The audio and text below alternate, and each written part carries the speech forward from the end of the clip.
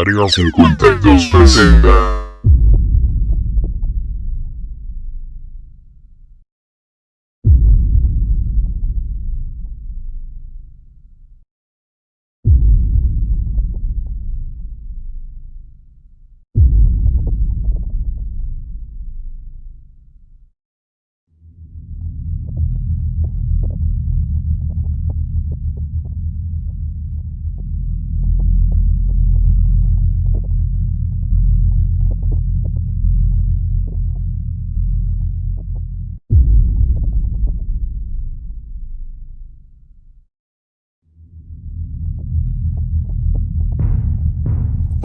Esta misma mañana, a comienzos del siglo XXI, mientras la humanidad se encuentra ocupada en sus múltiples quehaceres, despreocupados y convencidos de su superioridad sobre este pequeño planeta del sistema solar, ha sucedido lo inesperado. 7.000 millones de personas se encuentran ante el televisor. Todo está a punto de cambiar. Una poderosa inteligencia exterior ha logrado cruzar el universo. Sus naves atravesaron la atmósfera esta madrugada y en estos momentos se encuentran sobre algunas de las urbes más importantes de la especie humana. Las primeras en aparecer fueron las de Lisboa, Oporto y Madrid. Las autoridades confirman que el contacto extraterrestre se va a producir en 2 semanas.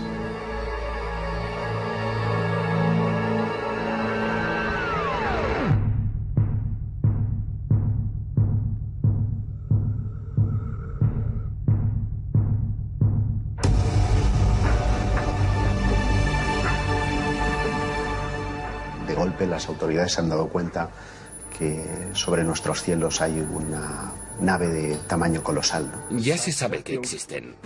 Está probado. Hay un contacto. El gobierno tiene información. Todo el mundo está ahí viendo en directo la CNN, la Sky News, en todas partes. Que ahí hay un objeto que no conocemos, que desafía todos nuestros conceptos de física. Y de repente sale de ahí un ser. I come in peace. Básicamente eso es lo que espero que suceda. No sabemos prácticamente nada acerca de estos inesperados visitantes. No sabemos de dónde proceden, si vienen o no en son de paz. Nuestra primera reacción, en el hipotético caso de que esto ocurriera, sería la de encender la alarma general del planeta y estar preparados para cualquier posible amenaza. Todo lo que nos es extraño nos da pánico, nos da miedo. Todo lo que pueda poner en riesgo la cohesión social o que pueda poner en riesgo nuestra propia historia, tiene que ir con cuidado. Para no desintegrar nuestra propia sociedad. El ser humano no está formateado para cohabitar con lo desconocido. ¿Quiénes son? ¿Cuáles son sus intenciones? ¿Cómo va a afectar todo esto a la especie humana? ¿Cuál va a ser nuestra reacción? Entre las primeras medidas que se han puesto en marcha está la de reunir a un nutrido grupo de especialistas en diversas áreas. Si bien sabemos que el contacto es inminente, hemos de tomar decisiones y hemos de hacerlo rápido. Sería la primera vez que todo el mundo querría escuchar. Sí, sin duda. Y por eso mismo creo que el gobierno debería decirlo claramente y con los datos que tiene. Presentar pruebas de que somos visitados por otras especies. Que existen especies que tienen un carácter bueno, de intercambio, de ayuda, y otras que no. No sabemos nada sobre esta especie que quiere contactar con nosotros. O ya se sabía antes. Como periodista, me encantaría dar la noticia. Como ser humano, me encantaría tener la posibilidad de cruzar 2 palabras, de darle la mano a ese ser que ha cruzado quién sabe cuántos millones de kilómetros para llegar hasta nosotros. Es, sin duda, una noticia extraordinaria para la humanidad y para la ciencia. En mi opinión, nos vamos a llevar una gran sorpresa acerca de la antigüedad y los orígenes de nuestra propia civilización.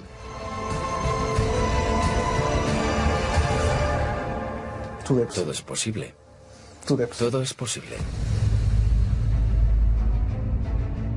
Realmente hay que empezar a pensar que seres de otros mundos o de otros universos sean capaces de llegar hasta la Tierra y de tener una agenda, un plan del que prácticamente lo desconocemos todo.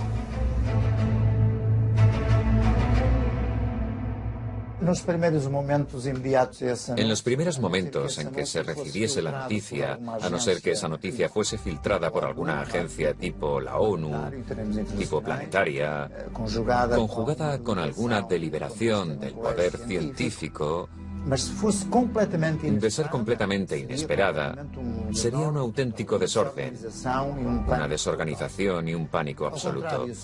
Pero de ser mediatizada, en el sentido de una preparación previa, con una serie de pasos previos, los efectos serían relativamente diferentes. Deberíamos mostrarnos acogedores. Esa sería la primera actitud, y no tener una actitud paranoica. Pero yo creo que la única manera de que las personas despierten y crean es a través de los grandes medios de comunicación. Solo los grandes medios de comunicación. Básicamente eso en lo que creen y que consumen todos los días en el desayuno y en la cena, les haría ser conscientes de que todo esto es real. De no ser así, va a continuar el proceso de ridiculización y de desinformación. Decía el famoso astronauta estadounidense que parece que el ser humano va a estar negando todo esto, incluso si tuviese un marciano tomándose un café con él. Lo seguiríamos negando. Habrá quien sí acepte la información que el gobierno le dé y otras personas que no, como suele ocurrir siempre con todas estas cosas, ¿no? Las autoridades se tendrían que preocupar más por la calma de la sociedad que por otra cosa. Una información muy alarmista puede generar conductas de pánico que lleven al caos. Es posible que se manipulara todo lo que ocurriese. Todo este tema lo tienen muy controlado. Quizás sea el tema más controlado a nivel de opinión pública que haya existido jamás, porque estamos hablando de lo más importante. Es más que posible que se hiciesen interpretaciones que fuesen completamente manipuladas, para que el público no tuviese una opinión propia de lo que ha ocurrido.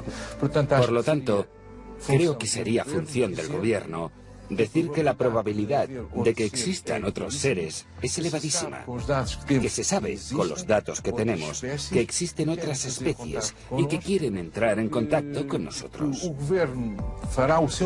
Que el gobierno hará lo posible para establecer ese contacto con una actitud de intercambio, de benevolencia, de querer el bien, pero que también estará capacitado para, en caso de haber una actitud agresiva, defenderse.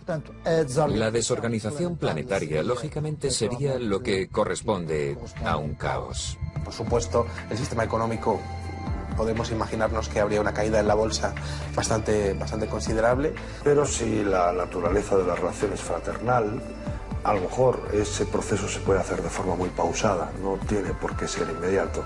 Se puede llevar como un tiempo de adaptación donde progresivamente se puedan ir dando indicadores que permitan que la mayoría de las personas puedan familiarizarse con esta idea. Muchas de las películas que se han hecho, por ejemplo Steven Spielberg, Encuentros en la tercera fase, E.T., sirven para ir sondeando cómo reaccionará el público cuando se dé la gran noticia. Y tendríamos que preguntarnos, ¿con qué propósito nos visitan? ¿Están aquí en son de paz? ¿Vamos a ser colonizados?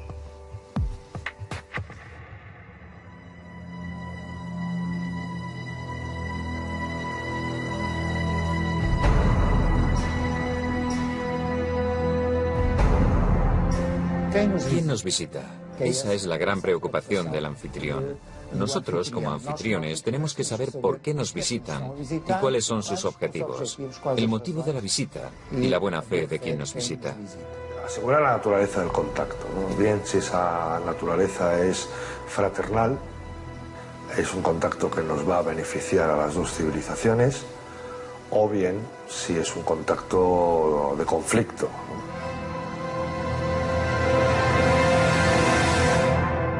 Las experiencias que tenemos en ese sentido con microsociedades de nuestro propio planeta, en cuanto mantienen un contacto abierto con una civilización más desarrollada, con un nivel tecnológico más desarrollado, es que terminan siendo fagocitadas. aunque sea solo por el roce o por el trato. Yo me imagino a los niños jugando con el merchandising de los nuevos visitantes. Me quiero imaginar pues a voluntarios que van a querer ir a visitar sus naves, conocer su tecnología, a científicos fascinados por aquellos primeros avances, por aquellos primeros pasos en el campo de la medicina, en el campo de la ciencia, de la física. Todo nuestro conocimiento se vería completamente alterado. Y eso estremece, porque ¿quién se va a quedar al cargo de nuestra cultura, de nuestra identidad, de nuestras cosas como seres humanos? ¿Quién va a querer salvaguardar de esa mezcla natural entre una raza supuestamente superior y nosotros? Si nos basamos en nuestra propia historia, nunca fuimos en son de paz. Siempre tuvimos como objetivo conquistar la tierra o conquistar los recursos. Si ese es el espejo, lo que hicimos nosotros en América Latina fue increíble. Diezmamos poblaciones. En América del Norte también, diezmamos poblaciones. Teniendo en cuenta nuestra propia experiencia en términos terrestres en relación con otras culturas, entendemos que un inferior tecnológico o un inferior cultural sería siempre diezmado y ultrapasado por un superior tecnológico y cultural. Cuando Cortés llega a las costas de México y es recibido con los brazos abiertos, podemos pensar que tiene que ver con el sustrato de que aquellas gentes estaban esperando a su serpiente emplumado, que además es representado con barba blanca, con yelmo, definitiva, muy parecido a los conquistadores españoles. Como son sus dioses, pasad, sois bienvenidos. Lo desconocido es siempre una gran incógnita. Es el gran adversario, el terror de la supervivencia y de la existencia de la especie. El Brookings Report se hizo en los principios de los años 60. Por tanto, acababa de crearse la NASA. Y es ella quien pide al Brookings Institute un estudio sobre la exploración espacial. El informe tiene cerca de 220 páginas. Al final aparece la hipótesis del descubrimiento de vida extraterrestre y la hipótesis de que en un futuro se llegue a descubrir vestigios de civilizaciones ya desaparecidas. Se menciona, por ejemplo, el descubrimiento de artefactos, estructuras o ruinas en la Luna, Marte o Venus. Y un poco más adelante, dicen que nuestra historia está repleta de ejemplos en que sociedades menos avanzadas acaban por destruirse al entrar en contacto con sociedades más avanzadas. O fueron diezmados, o simplemente desapareció su cultura al ser enterrada por una cultura superior. Por tanto, siguiendo estos ejemplos, aconsejan que al encontrar cualquier vestigio de la existencia de una cultura superior, sea mantenido en secreto hasta que puedan realizarse más investigaciones. Con lo que sabemos actualmente, con lo que ya se ha escrito, parece ser que los extraterrestres son una multitud de diferentes razas. Vamos a llamarlo así, o especies. Vamos a llamarlo especies. Y por tanto, no todas tienen una actitud benévola, una actitud pacífica. Hay unas que sí y otras que no. Esto es lo que se sabe a día de hoy. Hasta que las altas instancias no supieran cuáles son los planes o intenciones. Se intentaría no causar pánico. ¿Quién nos va a defender de las posibles hostilidades de personas que no conocemos? ¿Cómo vamos a resistir ante la aparición de este intruso que supuestamente para llegar hasta nosotros es desde el punto científico y tecnológico muy superior? Estamos hablando de un paso más dentro del fenómeno. Ese paso habría que tener muy en cuenta la seguridad nacional. Es lógico pensar que las autoridades quieran determinar qué nivel de peligro supone ese contacto entre humanos y alienígenas. Si da la impresión de que nos van a comer, posiblemente no queremos ofrecernos tan fácilmente. más vale que nos preparemos y nos protejamos en la medida de lo posible, ¿no? Y ahí hay que actuar rápido.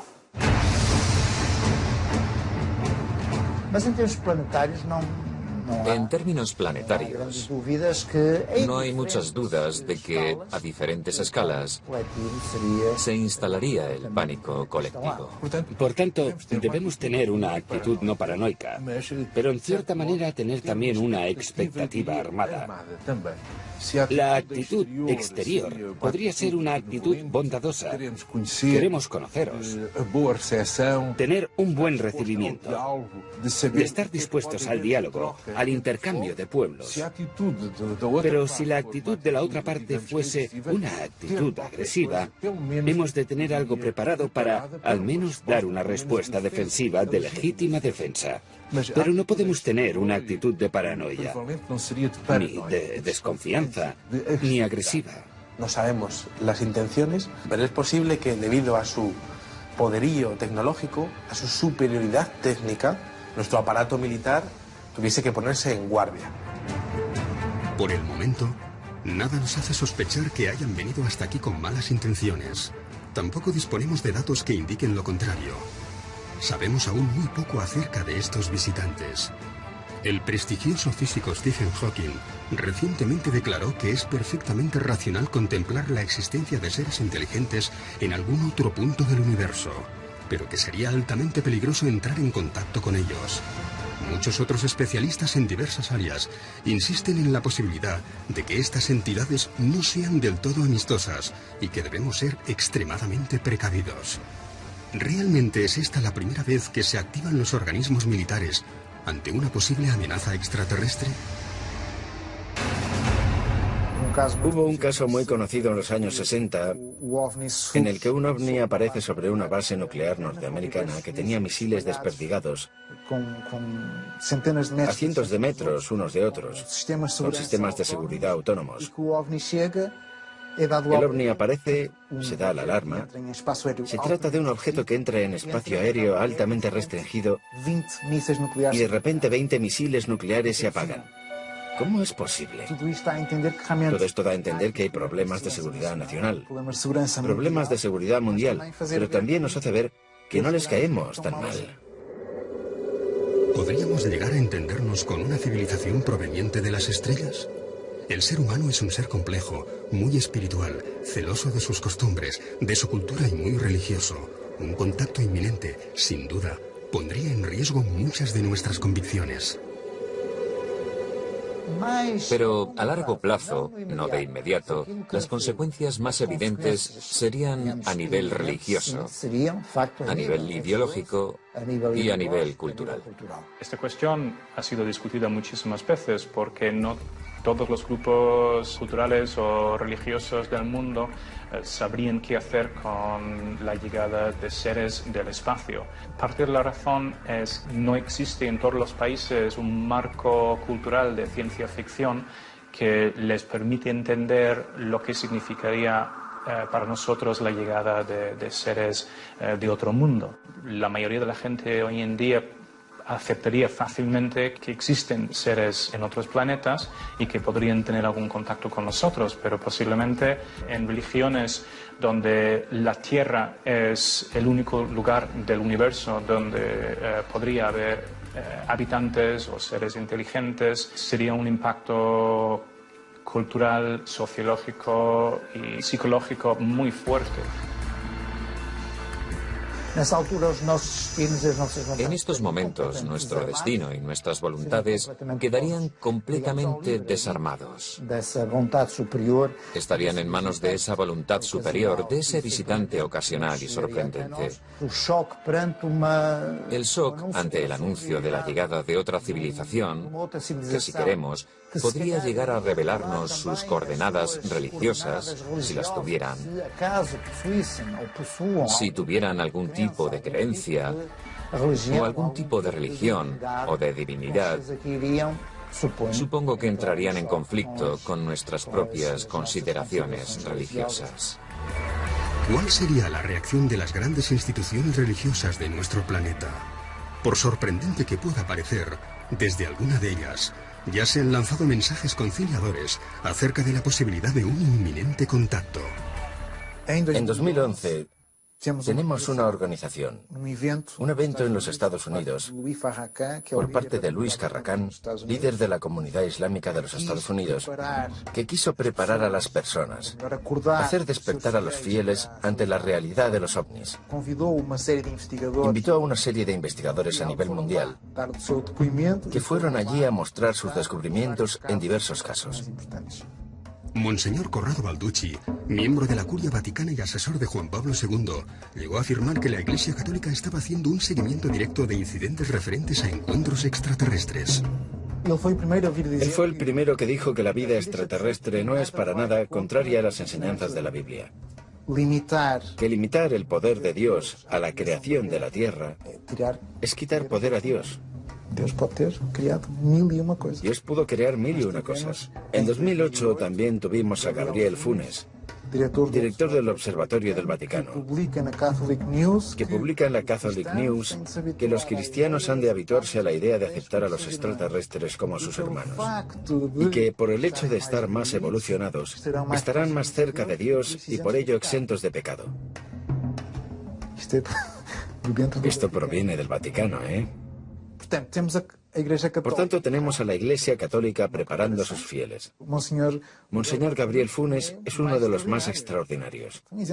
Están exentos de pecado, no les tiréis piedras, no les odiamos. ¿Cómo llamarán a nuestro planeta esas entidades? Es poco probable que llamen Tierra a un planeta cubierto en un 70% por agua. ¿Lo llamarán planeta azul? Al menos este es el aspecto que tiene visto desde el espacio. Más de 5 millones de especies diferentes lo han habitado, pero tan solo un 1% de todas ellas la habitan en la actualidad. Las más fuertes, aquellas con mayor capacidad de adaptación, y por encima de todas ellas, el Homo sapiens sapiens. La llegada de una nueva especie, de una especie más evolucionada o tecnológicamente superior, desafiaría todas las leyes naturales que han regido la Tierra durante millones de años. El ser humano observa cómo su reinado, desde lo más alto de la pirámide evolutiva, está a punto de terminar. Probablemente lo vamos a llevar mal, porque creemos que somos los que estamos arriba, ¿no? Pero es bueno que de vez en cuando la naturaleza nos recuerde que no es así. Por ejemplo, un tsunami, un terremoto. Constantemente los acontecimientos naturales, que por cierto provocan estrés postraumático en algunas personas también, nos recuerdan que no somos tan poderosos como nos creemos, y es bueno que nos lo recuerden. Incluso como individuos también. Normalmente la mayoría de las personas piensa que es invulnerable. Las reacciones de la sociedad pueden ser absolutamente dispares y tienen mucho que ver en su reacción con la afirmación como pueblo y como especie y como signo de identidad de cada uno de los pueblos. Sería la primera vez que las nacionalidades dejan de existir. Pasamos a ser solo uno. Pasamos a ser todos terrícolas. Dejamos de ser los portugueses, los españoles. Pasamos a ser solo uno. Si algo tiene de bueno la especie humana, que lo ha demostrado a lo largo de miles de millones de años, es la capacidad de adaptación a las nuevas circunstancias. Eso es lo que nos ha hecho sobrevivir frente a otras especies que en principio eran más fuertes que nosotros, pero con menos capacidad de adaptación. Eso es lo que nos ha permitido evolucionar y sigue estando, esa capacidad de adaptación está intacta.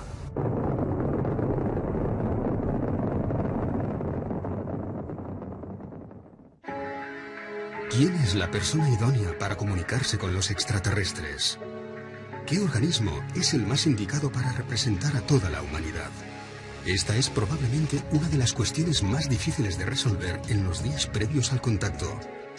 ¿Quién les dará la bienvenida en nombre de todos nosotros?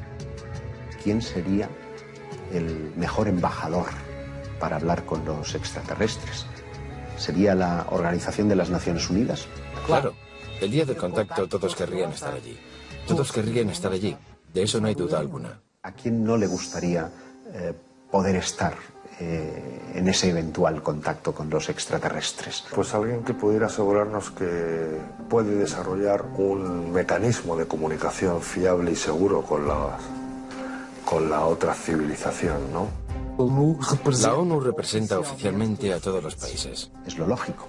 Y en ese caso, si es un representante de toda la humanidad, ¿a qué raza, a qué religión, a qué parte del mundo le correspondería establecer el contacto con un ser más desarrollado, al menos técnicamente, que los seres humanos? Los políticos no estarían preparados para este encuentro. Por mucha información que llegasen a manejar a nivel de informes oficiales o a nivel de toda la infraestructura que hay creada en torno al fenómeno OVNI y que coge dinero de los presupuestos militares, no estarían preparados por una sencilla razón, porque no sabrían a qué atenerse, no sabrían exactamente de qué es capaz el fenómeno, qué casos ha habido y qué es lo que le ha ocurrido a la gente que ha tenido contacto con este tipo de inteligencias o con este tipo de objetos. Los ufólogos no son los indicados porque la única cosa que hemos hecho a lo largo de los últimos 65 años es intentar probar su existencia.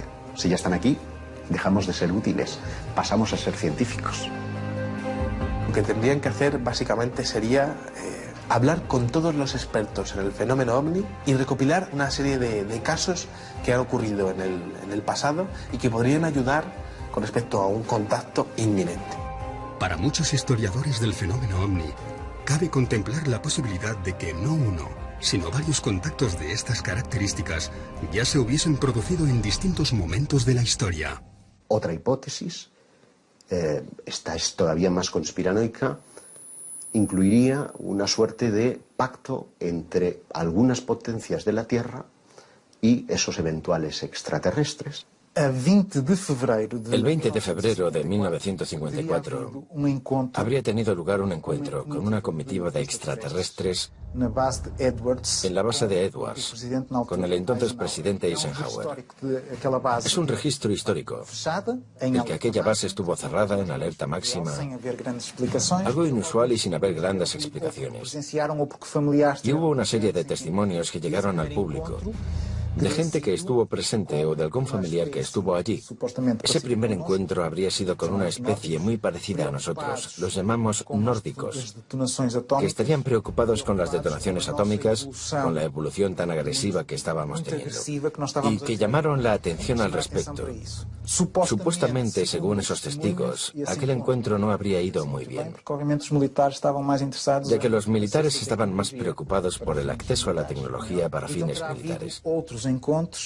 Así que habrían tenido otros encuentros, esta vez con los llamados grises, que estaban dispuestos a ceder tecnología a cambio de una cuota de abducciones. La idea era que los grises cediesen la tecnología y nosotros no, los americanos, permitirían determinadas cuotas de abducciones con la condición de que las personas fueran devueltas al mismo lugar en el que estaban intactas y seguras. Surgen algunos testimonios acerca de las llamadas MAELABs, Military Abductions, donde algunos testigos aseguran haber visto durante sus abducciones,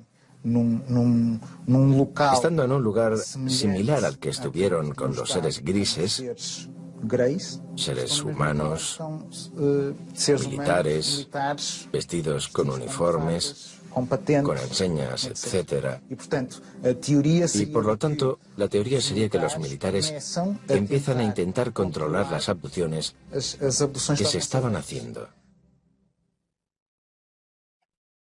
La persona o el grupo de personas más indicadas para establecer un primer contacto debieran de ser científicos. Por otra parte, también sería muy interesante el hecho de poder llevar a líderes religiosos, que todos estuviesen allí para poder observar in situ lo que estuviese ocurriendo. El ser humano está muy relacionado con el tema de la trascendencia y el tema de la religión. Y entonces sería muy interesante llevar a esas figuras religiosas para que también estuviesen presentes y que pudiesen realmente observar la realidad del fenómeno desde un punto de vista real, no desde un punto de vista interpretativo.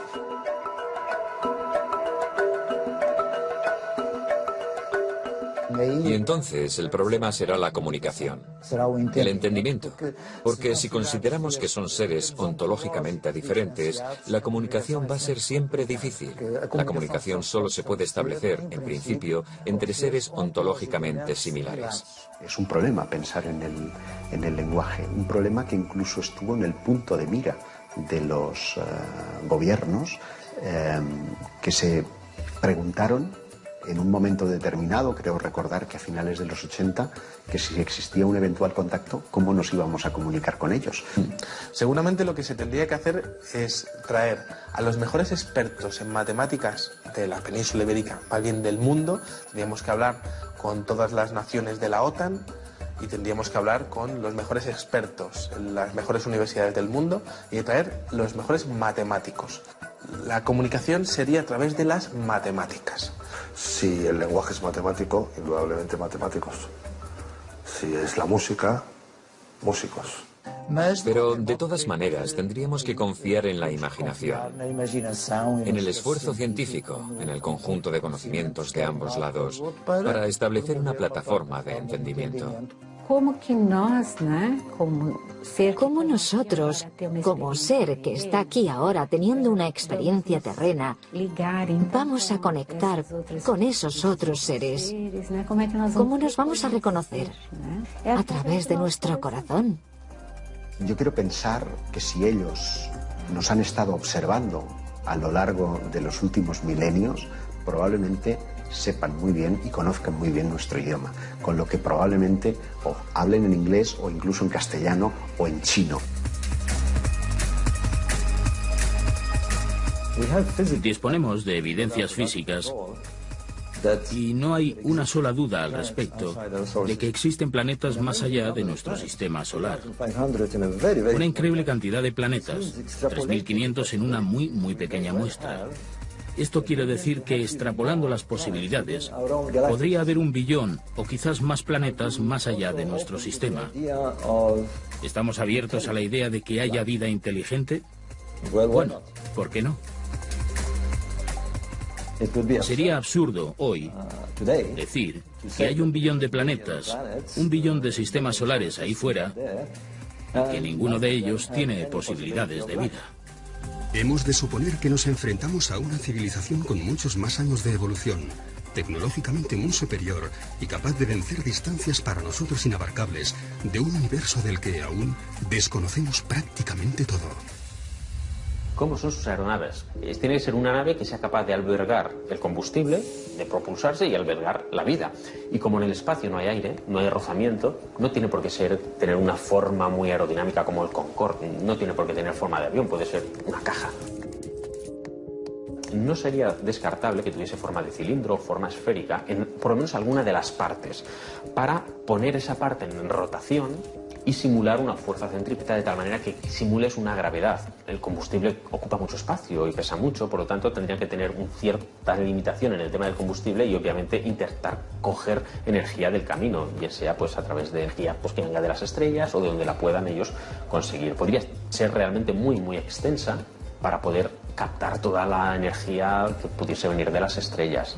Obviamente, pues bueno, claro, aquí nuestras naves funcionan con energía química, ¿no? Quemando queroseno, pero bueno, podrían ser centrales nucleares o centrales que de alguna manera hubiesen sido capaces de crear antimateria, que la antimateria daría mucha más energía. Nosotros no sabemos crear antimaterias a esas escalas, pero la forma no tiene por qué tener una forma muy predeterminada. Todos nos hacemos la misma pregunta. ¿Qué o quién descenderá de esa nave? Se abren las puertas y no sabemos qué forma van a tener. Hoy en día ya hay mucha literatura y descripciones de diferentes tipos de extraterrestres que son considerados más o menos agresivos. Por lo que tendríamos que tener en cuenta qué tipo de extraterrestre es con el que vamos a contactar. Aquí en la Tierra tenemos todo tipo de especies de animales y todos son diferentes. A ver, digamos que la que se supone que está más evolucionada somos nosotros, tenemos pues una anatomía muy característica, el hecho de tener las manos es muy importante, el hecho de que caminemos a dos patas pues también es importante para tener la perspectiva, el que tengamos los dos ojos enfrente pues también nos ayuda a calcular distancias, el hecho de que cómo nacemos, que realmente nacemos y mientras nacemos el cráneo se nos deforma para poder salir y eso también tiene su porqué y de hecho nacemos y no sabemos nada, necesitamos muchos años de aprendizaje y eso es lo bueno. Claro, cuando un animal nace y ya se puede valer por sí solo, en realidad pues poco evolucionado va a estar. Entonces, claro, ¿cómo serán los extraterrestres? Pues en realidad nada nos indica que tengan que ser como nosotros más delgados y con dos antenas o que no puedan tener pues muchas más extremidades o que lo que sí está claro es que nosotros tenemos la cabeza donde tenemos la vista, que es nuestro sentido más importante y donde en realidad pues bueno, también tenemos el olfato, que también es un sentido que ha sido muy importante en la evolución y que está cerca del cerebro para que la información vaya rápido, eso está muy bien también y además tenemos los ojos en la parte alta para poder ver bien, pero no necesariamente tienen que ser parecidos a nosotros. Nosotros estamos basados en una química, podrían estar basados en otra química. Su ADN no tiene nada que ver con el mío, pero ¿y si resulta que soy de tu raza, que soy de tu especie y que estoy circunstancialmente viviendo en otro planeta porque en un pasado remoto estuve en el tuyo? A lo mejor esa es la explicación a todo, ¿no? La composición del ser humano parte del carbono. Pero ellos no tendrían por qué estar basados en los mismos elementos químicos. Nosotros necesitamos oxígeno, pero es probable que ellos no tengan que respirarlo. De hecho, para una especie ajena al hábitat terrestre, esta podría ser una sustancia tóxica. El extraterrestre que descendiera de esa nave tendría que ser un ser adaptado a su planeta, a su climatología, a su temperatura e incluso a la radiación de su estrella. Por lo que contarían con dispositivos oculares, de respiración o algún tipo de protección para sus cuerpos. A ver, en su planeta, pues bueno, eso ellos, depende de la temperatura y la cultura que tengan, pues podrán ir o no vestidos, eso es lo de menos. Pero si tienen que ir a otro planeta, obviamente, ya no el hecho de ir a otro planeta, sino que van a ir por el espacio. Si vas por el espacio, pues nadie te dice que no vayas a tener que salir a hacer una reparación. Obviamente necesitas un traje. Según los especialistas, no lo sé. Yo estoy firmemente convencido de que el día que se abra el platillo volante y descienda un extraterrestre de él, nos vamos a quedar pasmados, porque vamos a ver un ser humano, un Homo sapiens sapiens, descender del platillo volante.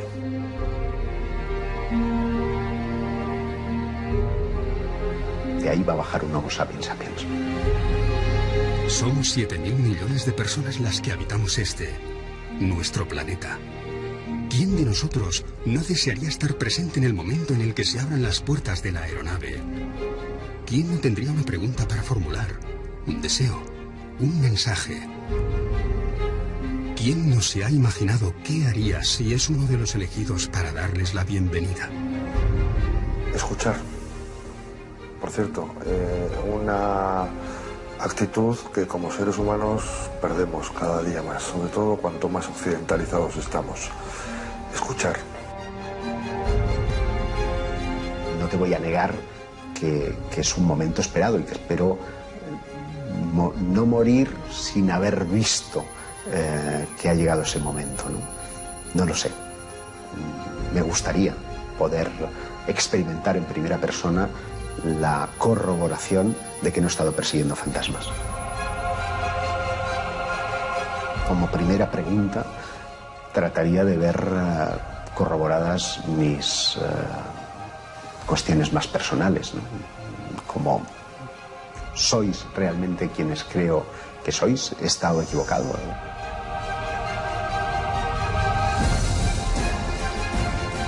Hay un proverbio chino que dice que no hagas las preguntas de las que no quieras saber las respuestas. El día del aterrizaje creo que les preguntaría si alguna vez han estado aquí antes, porque eso posiblemente justificaría tanto tiempo invertido en el estudio de los ovnis. ¿Cómo es posible que hayáis llegado hasta aquí?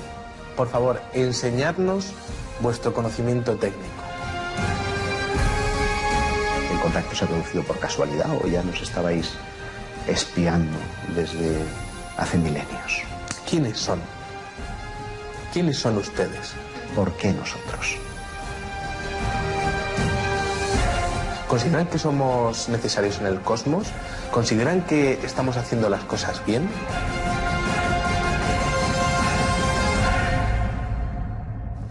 Yo, sinceramente, les echaría en cara el haberme tenido durante décadas persiguiéndoles de un lado para otro. Porque, desde luego, he tenido que aguantar muchas risas, he tenido que aguantar mucho descrédito.